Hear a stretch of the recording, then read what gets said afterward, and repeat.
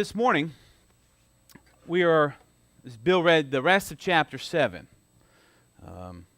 To your disappointment, I will not be going verse by verse right now, because we'll be getting out in 4 hours. So, some of you will just get up and leave right now. But what we're doing today is I'm going to summarize basically what chapter 7 is talking about, because in chapter 8, when we get there, that is a re-argument of chapter 7, but it's with Pharisees, so it's kind of drawn out all the things that we're talking about in chapter 7. So we're going to wait and kind of dig into more of that in chapter 8. That's coming next month. But this morning, before we get started, I've been saying since we began chapter 7 that nothing is coincidence. I don't know if you believe that. I don't know your background. It's not saying that I look behind every rock and go, look for the rainbow coming out of everything. I'm just saying when God sets things up with His people, it's not coincidence. And I've been saying that since we started chapter 7. And I just wanted to tell you that the way God has shaped the message today, that I've been crying over it for the last 2 weeks. And because the message has been for me. And so what God has done for us today is He's made me the test subject. So a lot, I usually don't talk a lot about myself, but today it's going to be a lot about me, and so that you could see how God's Word is affecting me. What does He have for us here? Because as your pastor, I represent you in that way, right? I'm the one that always gets to look at the full first so that you guys see what's going on in your hearts. Does that make sense? And so that's what's going to happen today. So if you're visiting, I usually don't cry this much, but I'll be crying today. And I have no Kleenex this morning. Does anybody have any Kleenex? I'm just telling you, I will be a snotty mess by the end. Just so if someone gets a chance, just bring me some Kleenex up here. But I want to kind of set up the theme for you again today. I want to declare the main center of this passage. And it begins in John 7, beginning in verse 37. And I want to read this to you again, these two verses here. And on the last day of the feast, the great day, Jesus stood up and He cried out, "If anyone thirsts, let him come to me and drink. Whoever believes in me, as the Scripture has said, out of his heart will flow rivers of living water." I will talk as the opening illustration what I told you I would not talk. Thank you. I appreciate that. Okay, thanks. One time, this is the one time I could do it this year, and forgive me for doing it. I'm going to talk about the Dolphins real briefly, okay? Before last week, they were the cruddiest team in the league, right? After last week, there's actually 2 or 3 teams that are worse than them. I couldn't believe it. I never thought I would see the day. So if you come over my house like today, I'm probably not going to watch the game today, but I'll play you the rewind from last week, because I'm going to keep it all year, because it might be the only one that they win. But here's what was interesting, how God, no coincidence, sets things up, right? So I'm watching it, and you probably don't even know about the game. Long story short is that on that day, their running back decided to go run the ball, and he ran it for like 204 yards on Pittsburgh's defense, right? That has not happened. A 200-yard game has not happened in the NFL this year yet, right? And where he did it in Miami at a 1 o'clock game. Now, let me tell you something about that field for a 1 o'clock game. It is the hottest place on earth. All right? I might like that team, but I hate going to the games. Hate it. Especially this time of year. Because I also grew up playing sports in Florida, right? I know some of you kind of grew up. And it's just the sense of you can't get cool. It is at 1 o'clock that the field reaches its maximum heat, and you can see steam rising off the field, and the humidity is 100%, and the sun is shining down on you. And at this point, everybody's sweaty and smelly, and they're drinking beer and they're spilling beer. It's just a mess. It's really not. It's not conducive to being good hygiene, right? But here's what happened, right? After 3/4 of this guy running all over Pittsburgh, right? And he's not done yet, right? I see after the second touchdown, one of the defensive linemen for Pittsburgh, he's sitting there, and he's just sitting there, and they're panning to him, and he just caught the shot, and he's like, blah, and he just throws up in front of the camera, but it's not bad. Sorry, I'm trying to paint you a picture, okay? It's just liquid. It's not his lunch. It's just all this water comes out of him, right? And so at that point, I know, here's what beat Pittsburgh that day. It wasn't the Dolphins. It wasn't their line that was finally healthy. It wasn't the running back. It was dehydration. It was the silent killer. Because I played in Florida sports for so long, I know what that feels like. And when you get so dehydrated to that point where your body will actually cannot take in liquid this way anymore, it'll get rid of it because you get sick, right? And the signs of dehydration is fatigue, tiredness, crankiness. You can't think straight, and you get to the point where you can't process it. Through the rest of that game, guys were it was just like playing high school football again. Guys were cramping up, falling over. They couldn't get enough liquid in them. Guys, in the pros, they take you out and they start doing IV to try to get it in your system to bring you back in the game. This is how bad it got. So that's the reason Pittsburgh lost that day. It wasn't that the Dolphins were that good. It's we had the silent killer on our side, dehydration. That's why. Because the Dolphins have been playing in that since July. They're used to it, you see. They're used to it. And in much the same way that physical dehydration can mess you up and eventually kill you, it's kind of drawn out, spiritual dehydration works much the same way. And it's something that I think Jesus was putting his finger on when in verse 37, what does he do? He stands up and says, "Come over here if you're thirsty. I've got something for you." Because he knows when he looks at his people that they are drying up on the inside. See, dehydration is the silent killer. So what we want to learn this morning, and what I've been learning and examining myself for the last couple of weeks, is how do we deal with dehydration? Spiritual dehydration. Because if I'm dealing with it, I think you all are dealing with it, but you just don't know it. Because, you know why? You don't know when you're dehydrated, do you? You don't know. It's like this silent thing. So here's the first thing, and the points aren't really relevant. If anything I want you to remember today, just remember dehydration will kill you. It's the silent killer. But just so we can kind of look at the text, here's the first thing I want to talk about today, is that we all have to admit this. We all come thirsty. We all suffer thirst, don't we? And we all search for answers to our thirst. When you're thirsty, you'll go looking for it. Something's wrong in your body. You know it, right?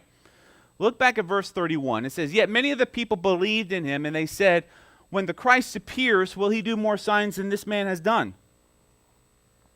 Okay. Let me just not. It's like you can't see in a text, but here's the point. You and I should know at this point who's been talking since midweek, because he showed up in the middle of the week, to the last day of the feast. 3 to 4 days now. Who's been preaching to them? It's Jesus. And they still say, "Hey, do you think this guy could be the Christ?" Right? And we're all going, "You idiots! He's right there." Right? You don't see who's talking to you? You got to be kidding me. Now, we got to give him slack, right? We know that the Spirit hasn't come yet. John actually says that in the text. But like, they're so thirsty, and they can't see the guy right in front of them. This is the dilemma they're in. He wasn't enough for these people to help them quench spiritual thirst. So I wonder, and think about this in your life, if it's a silent killer, do you actually know what tells you all are thirsty in your life? What tells you you're thirsty for Jesus in your life? What are the signs of your dehydration? What does it look like to you? And we're going to describe that today. What makes you realize you've been searching for something for your soul's sake? These folks have gotten lost. Here's what happened. So we look at the text. They had gotten lost in the religious practice of the Feast of the Booths. It's a week-long celebration. It's meant to instill in the heart of the people this sense of well-being because God has provided for them. That's what they're celebrating. Remember, it's like their Thanksgiving, okay? Yet, and as I said, no coincidence, as we're closing out Feast of Booths today in the text, guess what today is? It's the closing out the Feast of the Booths in the Jewish calendar. Is it coincidence? I'm just bringing that up again. Not for me. But yet they couldn't see the provision right in front of them, which is the Word made flesh. This is what John was always saying. Here's the Word. He's in the flesh. You should see him. So I think, though, sometimes we also get lost in our religious systems. I think, because this is what I've been examining in my life this week, we get lost in our behavior patterns. We get lost in how we live our Christian life. I don't know, maybe for you, when you start getting thirsty, what you start plugging into is, I'll pray more, thinking that prayer will save you. And it might, maybe you do need to pray more, but I think we start going through this system of, if I wake up in the morning earlier and I read more scripture and I pray more, maybe I can find what I'm really thirsty for. You may, but you may not. Maybe you start thinking, well, I haven't done enough. Maybe if I could serve more people, maybe that's will help quench my thirst. Maybe if I, let's see, have I invited over a lost neighbor for dinner in the last few weeks? Maybe if I reach out more and live as a missionary more, maybe that's what my problem is. And we get into these patterns, and we go to our patterns of behavior to quench our thirst. But what we end up doing is we end up doing more and receiving less from the gospel. And so we get stuck in patterns all the time. I've been stuck in some patterns. And in the midst of all our self-improvement motivations, we all lose sight of what we're really looking for in the building of our own religious world, and that is to have our spiritual thirst quenched. Is that making sense to you today? I'm about to paint you a picture. And this is dangerous. Bill was pointing out, Bill and I were talking about the sermon today, is that we'll end up showing every week on a Sunday gathering, but we're never really drinking in the gospel because we don't come thinking we're thirsty. I've been living my religious life all week. You see what I'm saying? So the danger is you don't think you need it. Or you don't think you should be here going, well, this is going to be all before me today. Look, every week we come, we should become in anticipation of what God is going to show us that week. Here's what it was looking like in my life. Spiritual dehydration is silent killer. I'll tell you what mine was a result of, and you'll see it, was a lack of true Christian community. I had lost it. Or if you want to use the terminology we've been using lately, I had forgotten that my identity, part of that was to be in a family of God, and I didn't know what it looked like anymore. I saw just a few weeks ago, just over a month ago, my former pastor from Florida. His name's Larry, and I haven't talked to him since this happened. A few weeks ago, that he actually left the church where he had been pastoring. It's over 15 years, but less than 20, and he's been with the same body for that long. That's a long time for a pastor, right? And he left that job, and it was not that he's like, I'm retiring. Something made him leave, and I don't know what it was yet, and I've kind of been avoiding him because he seems to be okay. I want to give it time so that I can start talking with him about it. But it started making me think about my own life. And in October, coincidence, is I found out that I've actually been pastoring for 12 years this October. 12 stinking years. I couldn't believe it. And during the first 6 years of my job as a pastor, I did everything. Was a discipleship pastor. I was a connections guy trying to get people plugged into the church. I visited people. I counseled with people. I taught people. I did it all. But the second half of my life as a pastor, I've been a church planner. Do you know that I've been planning a church now for 6 years?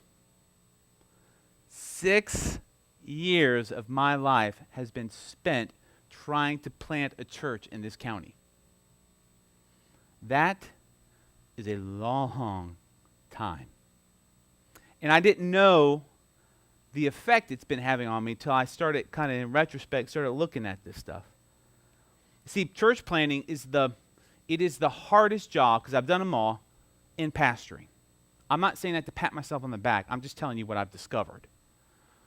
It is it's unappreciative at times. It doesn't have a lot of thankfulness in it. You don't get a lot of kudos in it. It's just grunt work, to be honest with you. I don't know if you ever had a job where you just go to the job every day, just show up and you punch a time clock, you do your time, you punch your clock, you get out, right? That's what church planting feels like sometimes. But you're supposed to be a pastor, but it's not feeling like pastoring, right? Here's what I was learning being a church planner. See, I came from a very loving church in Florida. Man, we had some awesome people we were involved with. People who loved on us, people who were, when my children were sick, like when Avery was born, so preemie, very sick, that they were at the hospital with me. They loved on me. My wife and I didn't have a care in the world with these people. But since becoming a church planner, here's what I learned. They're only loyal to you for a season. Everybody leaves. Everybody goes their way. Now, right when I said that, you go, really, Jody? What am I believing, though? Can you see where my heart was? Everybody likes you for a season, I found out. Because, I've been doing pastoring for a while. It wasn't like I was inexperienced, and I oftentimes in my relationship skills would get people to hang out with me for a while, but everybody has something better they want to go do. There's something new church program offered down the road. And what I found is the people that I was trying to love and the people that I was loving, they leave me.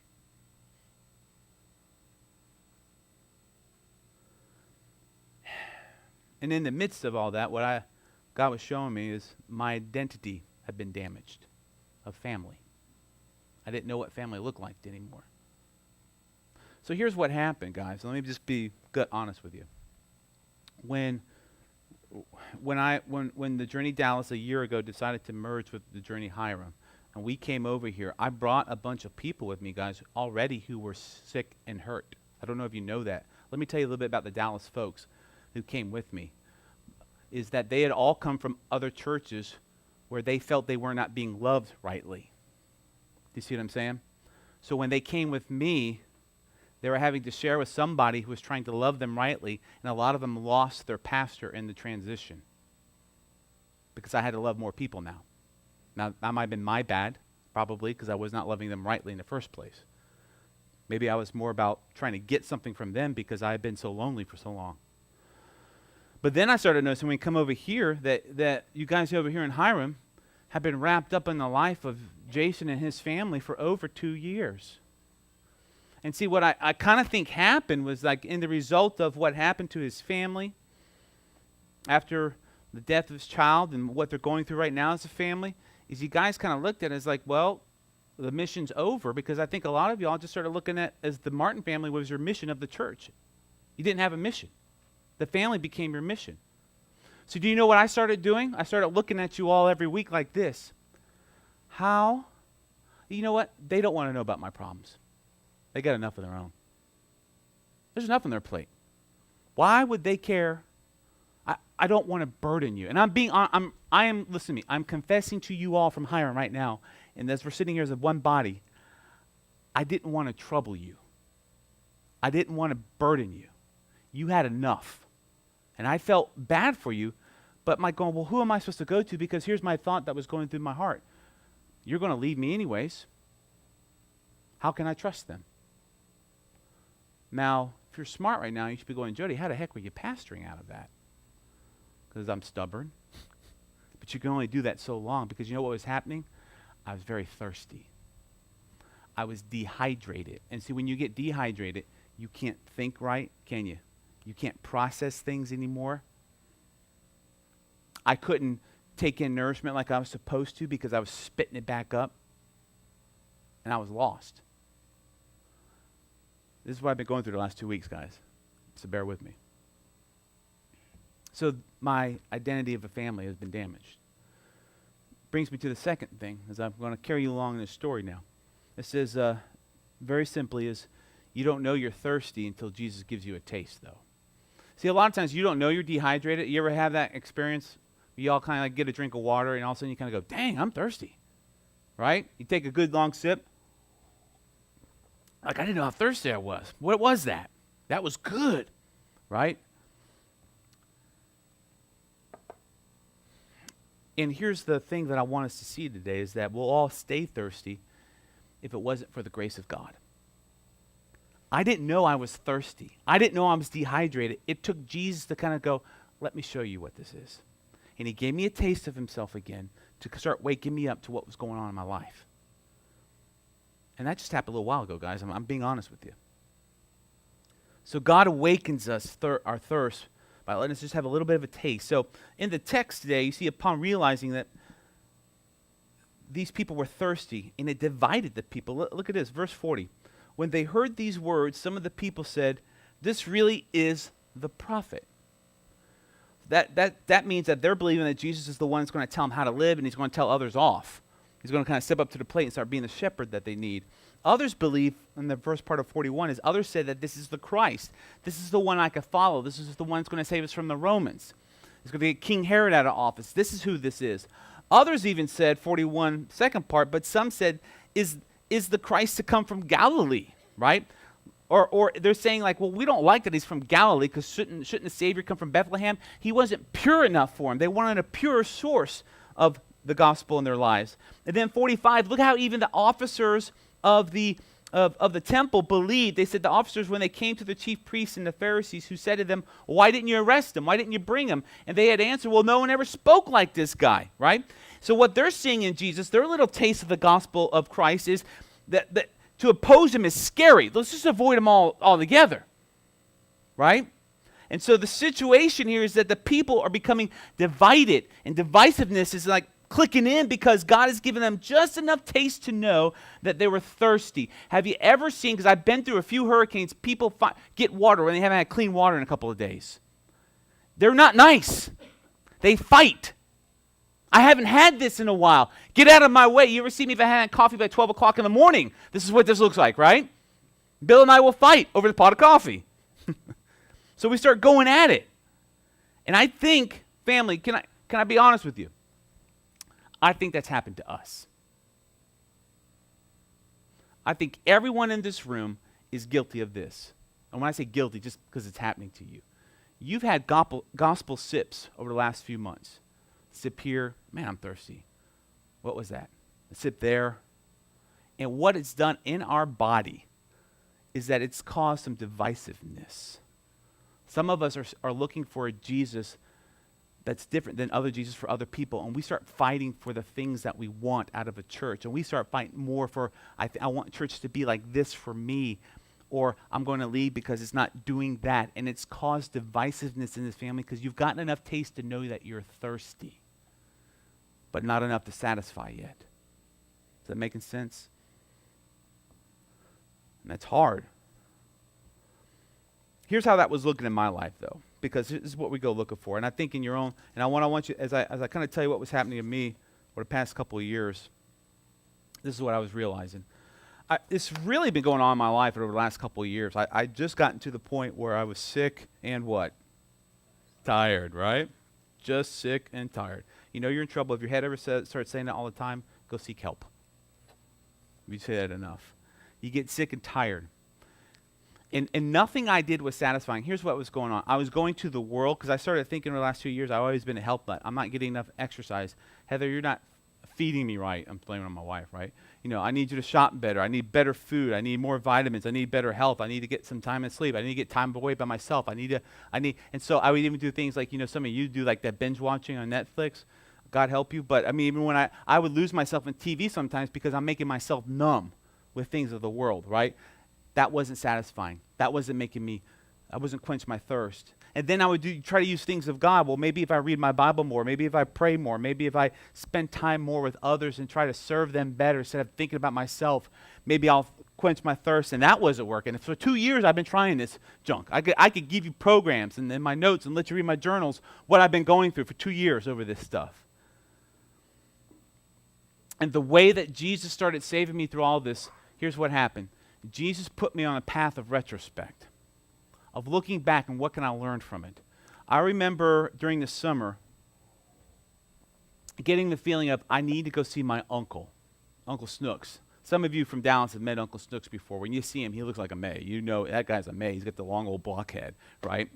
Looks like from Minecraft. But anyways, Mays look like that, by the way. You know, now you're going to look at me going, you know. So I want to go see my uncle. My uncle is the oldest member of my dad's side of the family, right? He's 80 years old now. I said, man, I got to go see him. I need to spend as much time as I can when I get free time. So I became desperate to see my uncle. I'm I'm thirsty. Can you see that? I need some semblance in my life of what reminds me of why do I live? Why am I here?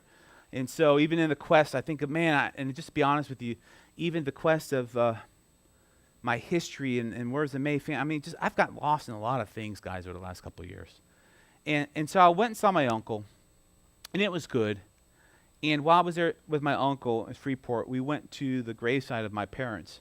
And if you don't know, I lost my parents, it'll be 13 years ago this January. 2 different causes in the same week, though, right? And almost 13 years ago when I buried them, I didn't even have a tomb marker ready yet to put them in the ground. I had not been back to that gravesite for almost 13 years. And so I went and saw the gravesite. It made that important to me to look at them. This is where they lie. I know they're not there. I wept a little bit. And I left. And over the last couple of weeks, here's what Jesus showed me. I mean, and it happens. You'll be like talking with somebody. Matter of fact, it was while I was praying with Bill, God showed me this. When I was at my parents' graveside that day, the things I was thinking, here's what is I was thinking to myself, here are two people that have not been with me ever since I started pastoring, and they're the only two people in the world that love me unconditionally. And they were dead and gone. Now, I'm not saying that to slight Heather. Spouses, you know that, right? We love till death do we part, and you're supposed to love unconditionally, and we try. Does that change how your heart feels toward your spouse sometimes, though? Right? Let's just be honest. It's hard, right? But with your parents, that's a little different, right? You know, you could do a lot of wrong, and mom and dad still love you, right? So here were the two people in my life, and they were dead and gone. And then I started in a career that requires a lot of you. And what I was believing, especially after planning a church, is that I could never have the feeling of acceptance again in my life. I don't know if you've ever gone through that. Maybe someone in here has, and this is for you today, but I was actually feeling that there was nothing I could do to feel that again, that I am so loved in that way, that I can't do anything wrong, and this person will always accept me. That is hard. Especially, check this out. Here's how God set this one up in me. I'm a church planner, and in church planning is the only job where you get no kudos. It's what can you do for me? And I'll love you temporarily. That's what I believed. And now my parents are gone, and I haven't had this forever. There's a huge hole in my heart, man. And again, I'm stuck here. How am I going to tell this to you? Haven't you gone through enough?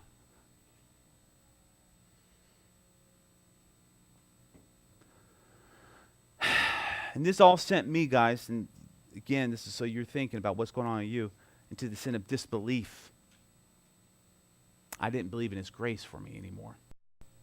And I started living like I had to prove I was worthy to be loved. I had to prove it.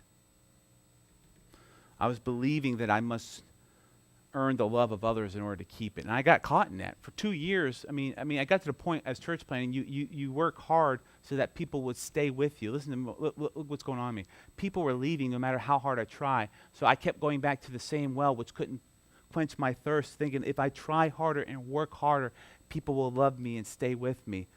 They won't die on me. And I was that is, listen to me, when I discovered that, I was actually believing that till up a couple weeks ago.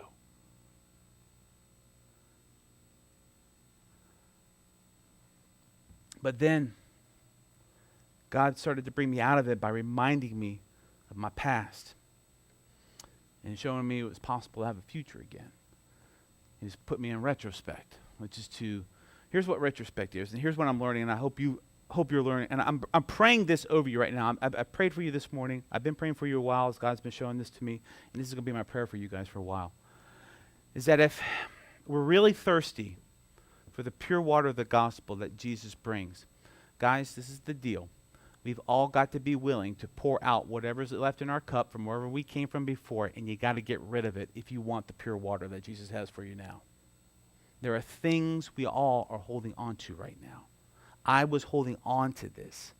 And when Jesus shows it to you, pour it out. It's poisonous. And the danger I would caution us all on, because I was there too, is don't get caught up in this R word, reminiscing.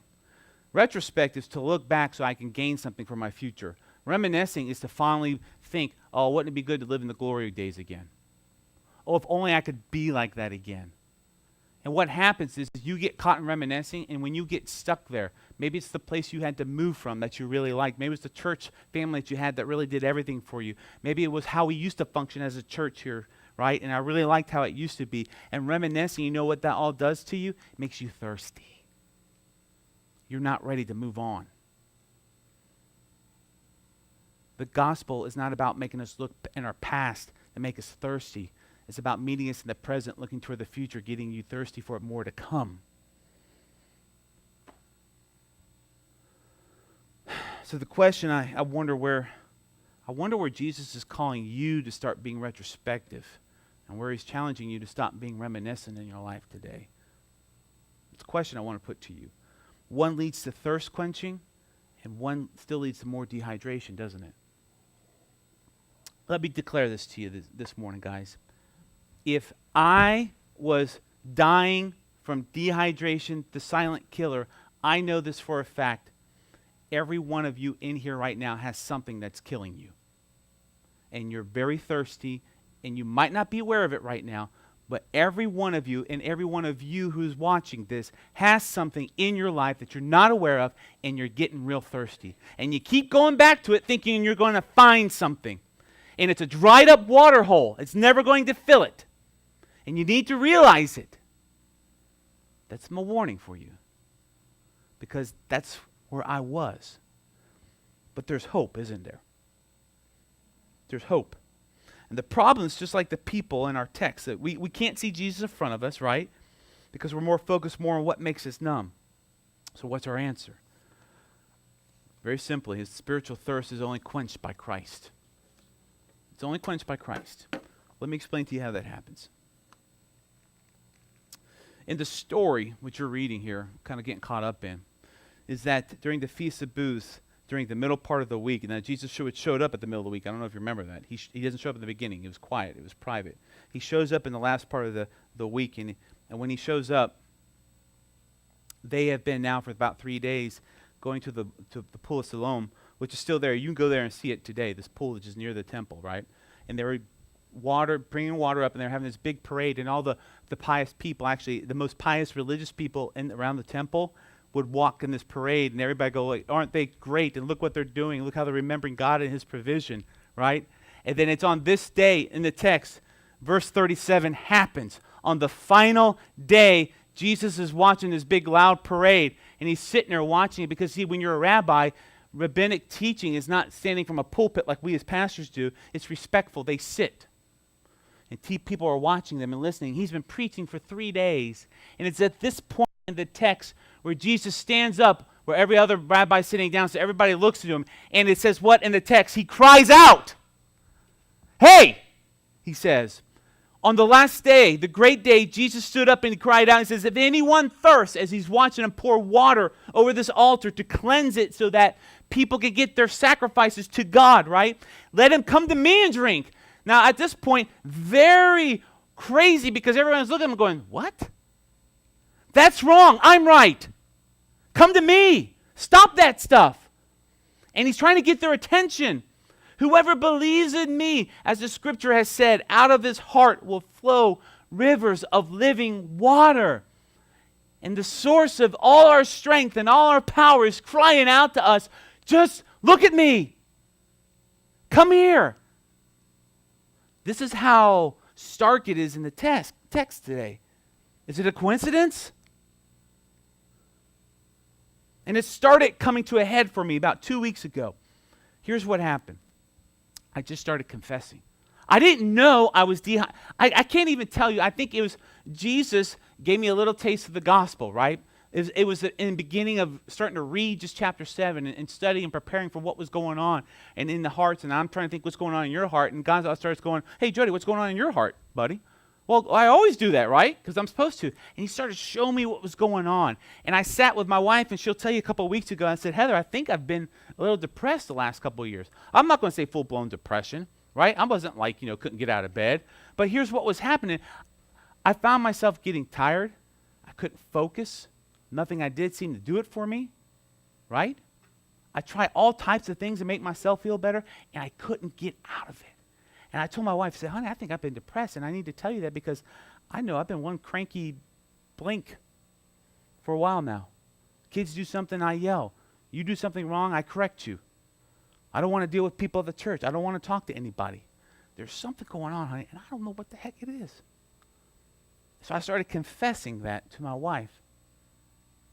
That's not because, guys, I got to tell you again, that was by grace because I didn't even know what was going on. And then I started confessing it to the leaders of the church. I started telling Bill what was going on in my life, and I started telling Jose what was going on in my life. I started telling other people. I do it in email now, right? I just started gushing out. Like, let me tell you what's going on with me. Let me confess this to you. Let me repent this to you. I need to, if I'm not done right by you, and I'm sorry, let me confess this. And I began telling God, like in my prayers, I'm broken. I just started crying to God. I don't know if you ever just started out a prayer by crying. That became my standard MO over the last couple of weeks. Let me just cry for a while, Lord, then I'll tell you what I'm crying about. And he kept showing me why he decided to quench my thirst. And then I came and I had a Peter moment again. What I mean by that, some of you might remember a little while ago, I preached a sermon about the lead pastor always has to be the lead fool in the church. That's something I'm very scared about because I like to prove myself, remember? And in John 21, in the end of John, God reminded me of something. And as he was showing me this, and as I've been coming out of this and finding joy in it this week, when Peter is with Christ and they're on the beach and they've been eating food, and this is after Jesus' resurrection. And he looks over at Peter and it's like campfire talk, right? Peter, do you love me? What has Jesus done? He goes, yeah, Lord, I love you. You know I love you. He goes, what's he say to him? Feed my sheep. And 3 times he asked Peter, he goes, do you love me? And every time it's about his sheep, take care of my sheep, feed my sheep. And no one really knows what that text is about. I know.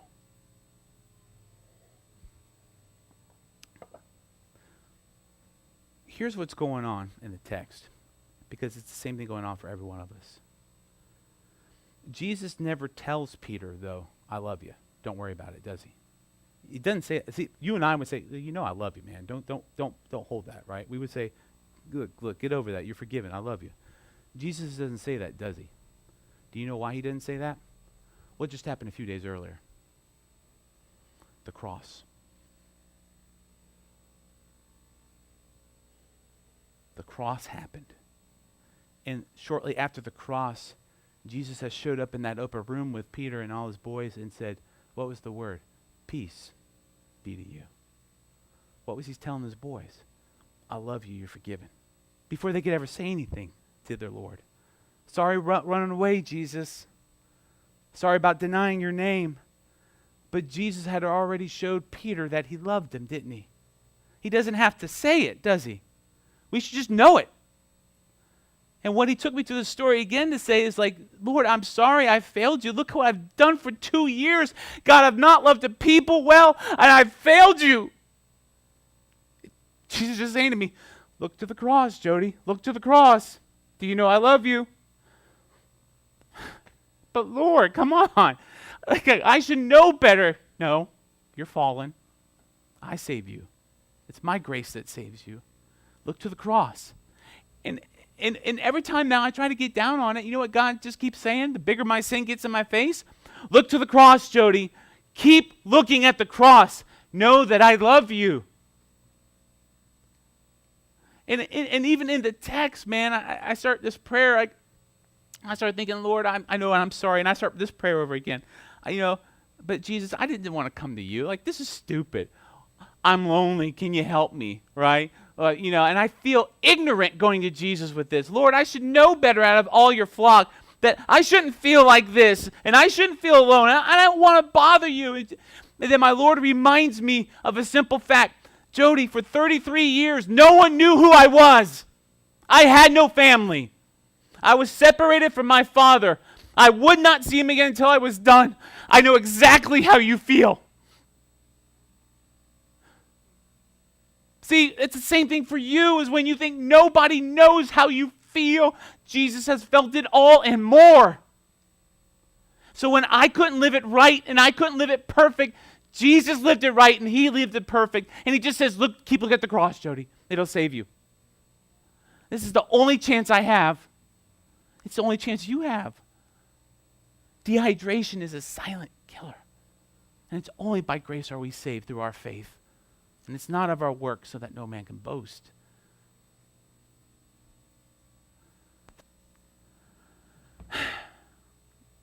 And Jesus pointed to my identity in that moment, in that John 21 moment. You know what he said? You've got family, Jody. They've been looking at you every week, but you haven't talked to them. like family. I was looking at this today. It said, John 21, feed my sheep. Do you know what Jesus is telling Peter? Peter, I know you know I love you, right? And you love me, okay.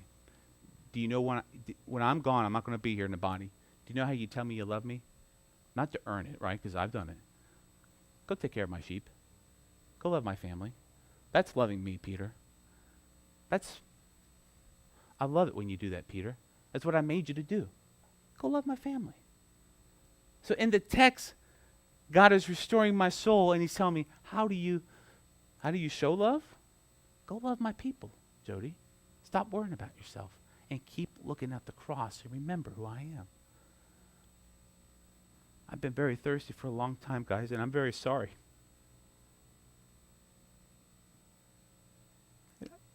And I've not loved you well. Forgive me.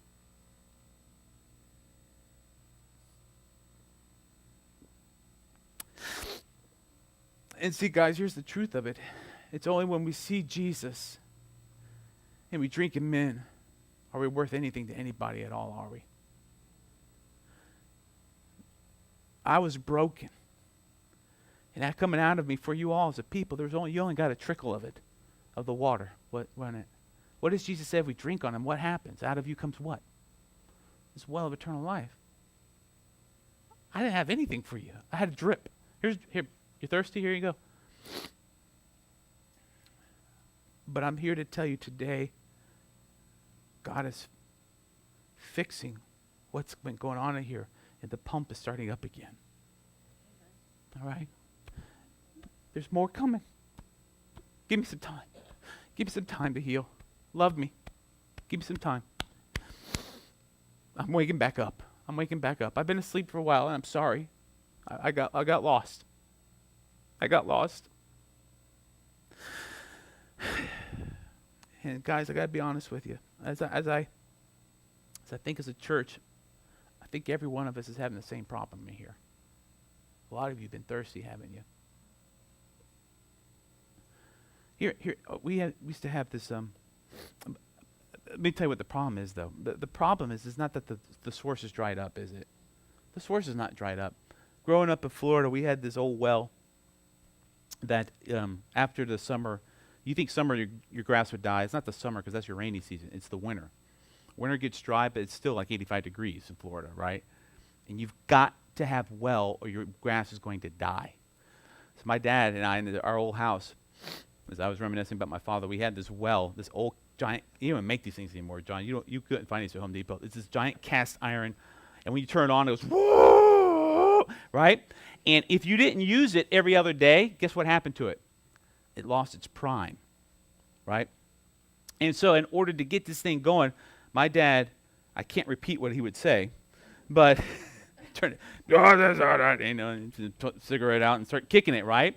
And so we'd have to go get the hose, right, from around the house and bring the hose up, because what do you have to do when you got to hook it up to the other end, the out end, and you got to force feed water into that pump line, right? And then you got to fill it up, turn it on again, man. And it would take us a half hour. We had to hold it, kind of spray it, hold the pressure in, and that thing was, but the thing would always start. It didn't, sometimes it just took longer than others, but the source of the water was always there. It's just the pump had lost its prime. And I think this is the thing that we're looking at as a church, guys. Some of you just lost prime. It's been a long time, and you've been very thirsty. The source, Jesus, the source, the evidence of his love, the cross is still there. It's just, you've been sipping, and you've lost some prime.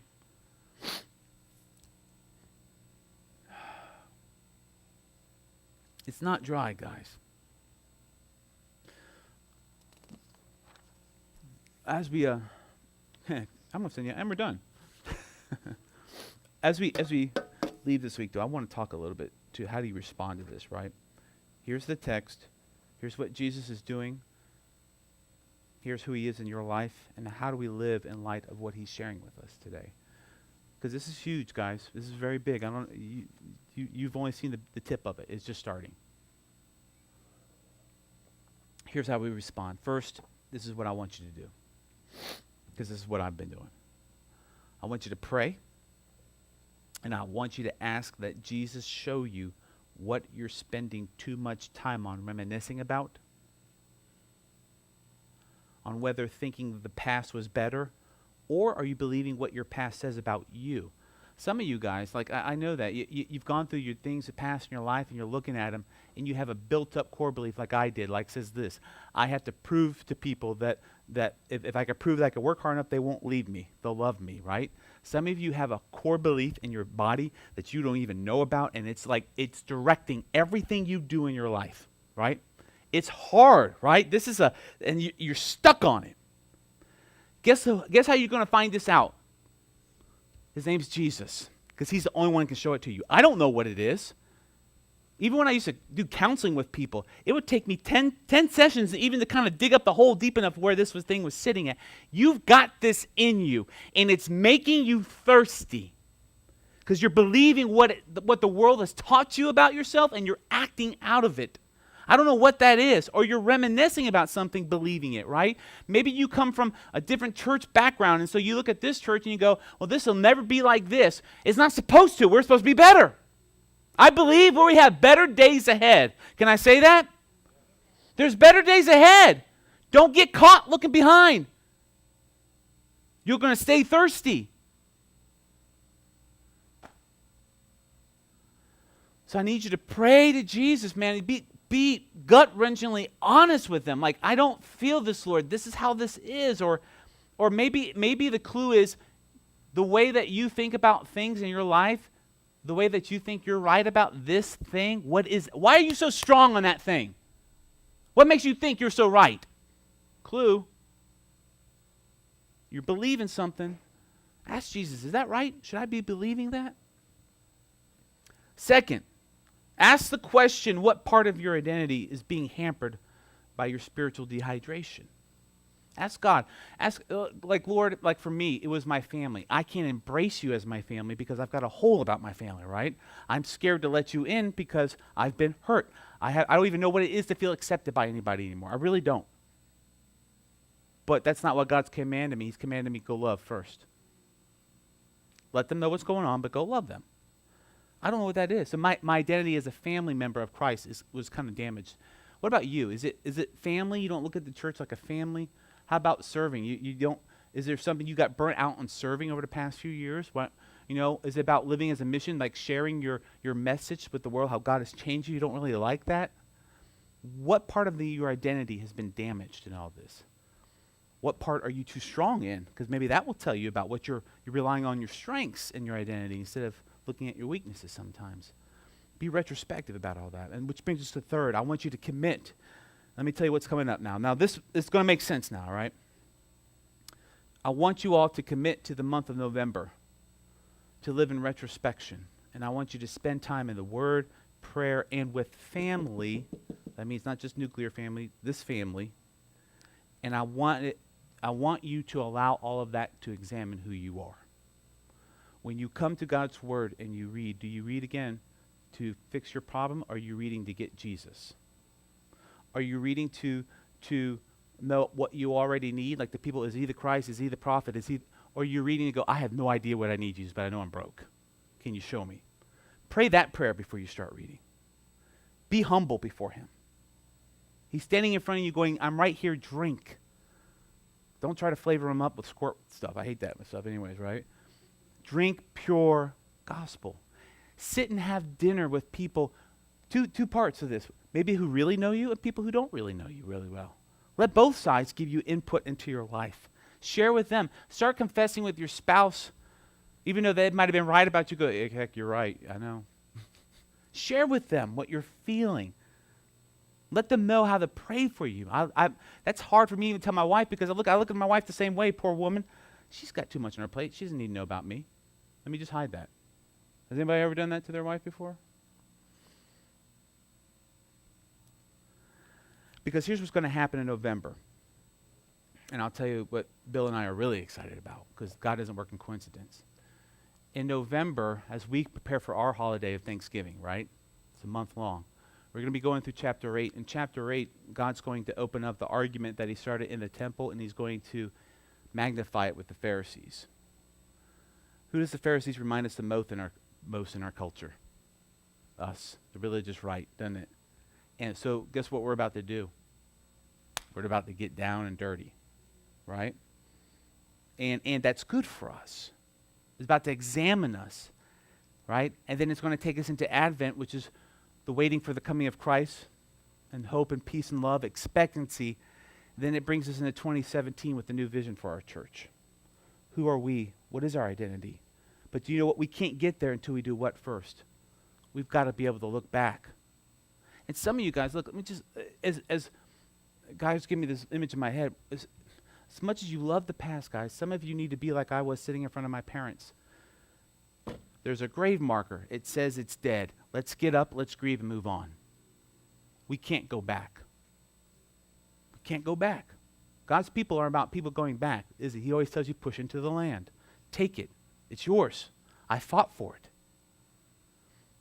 So in 2017, as we're going to be prepared, I think it's going to be a year of care for his people. A year of restoration. But we've got to get real honest here in this next month with ourselves and go, what were we looking for? We've been very thirsty, haven't we? And again, I ask you, I've been thirsty. And I'm sorry I didn't see it but it's by grace I had to be shown it. So with that, I don't want to say anything else. I just want to kind of leave it as a moment. I want to pray, and then we're going to go into communion this morning. So would you bow your heads with me, please?